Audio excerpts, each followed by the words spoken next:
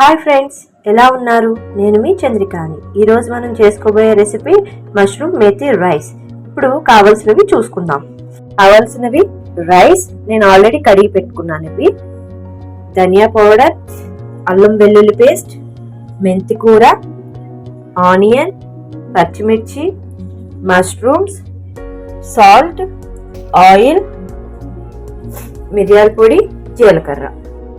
ఇప్పుడు మనం ఆయిల్ వేసుకుందాం. ఆయిల్ వేసుకున్నాక జీలకర్ర వేసుకుందాం. జీలకర్ర కొంచెం ఫ్రై అయిన తర్వాత ఆనియన్స్, పచ్చిమిర్చి వేసేసుకుందాం. ఇది కొంచెం ఫ్రై అయిన తర్వాత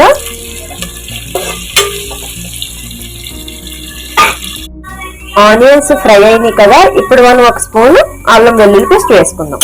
ఇది కూడా కొంచెం ఫ్రై చేసుకుందాం.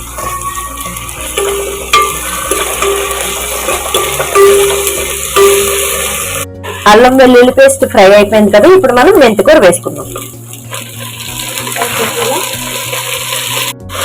దీన్ని ఫ్రై చేసుకుందాం. ఇందులో మనం ఇప్పుడు కొంచెం సాల్ట్ వేసుకుందాం.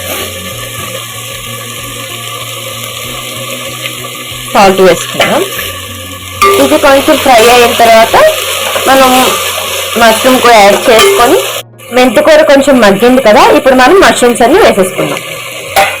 మష్రూమ్స్ అన్ని వేసుకున్నాం కదా, ఇప్పుడు వీటిని కూడా బాగా మగ్గే వరకు, అంటే కొంచెం ఫ్రై అయ్యే వరకు ఉంచుకుందాం.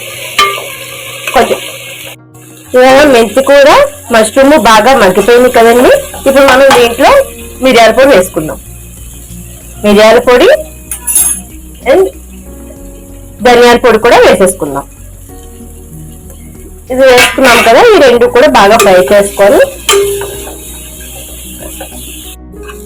ధనియాల పొడి, మిరియాల పొడి కూడా వేసుకున్నాక ఫ్రై అయిపోయినాయి కదండి. ఇప్పుడు మనం వాటర్ వేసేసుకుందాం. ఇప్పుడు నేను 2 గ్లాసెస్ ఆఫ్ రైస్ కి 4 గ్లాసెస్ ఆఫ్ వాటర్ తీసుకుంటున్నా. అంటే 1 గ్లాస్ కి 2 గ్లాసెస్ ఆఫ్ వాటర్ వేసేసుకున్నాం కదండి. ఇప్పుడు మనం సరిపడా సాల్ట్ వేసుకుందాం. ఇందాక కొంచెమే వేసుకున్నాను, ఇప్పుడు మళ్ళీ కావాల్సిన సరిపడంతో వేసుకుంటున్నాను.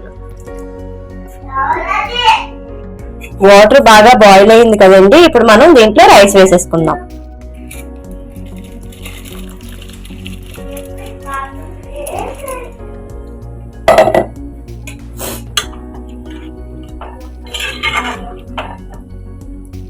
రైస్ వేసేసుకున్నాం కదా, దీన్ని మనం ఒక 15 మినిట్స్ లో ఫ్లేమ్ లో పెట్టుకొని దమ్ చేసేసుకుంటే రైస్ అనేది రెడీ అయిపోతుంది. ఫైనల్లీ మన మష్రూమ్ మేతి రైస్ అనేది రెడీ అయిపోయింది.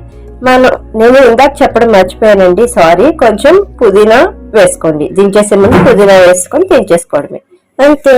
ఫైనల్ గా మనకి మష్రూమ్ మేతి రైస్ రెడీ అయిపోయింది. ఈ రెసిపీ కనుక మీకు నచ్చినట్లయితే please like, share and subscribe to my Sai Srinivas YouTube channel. Thank you.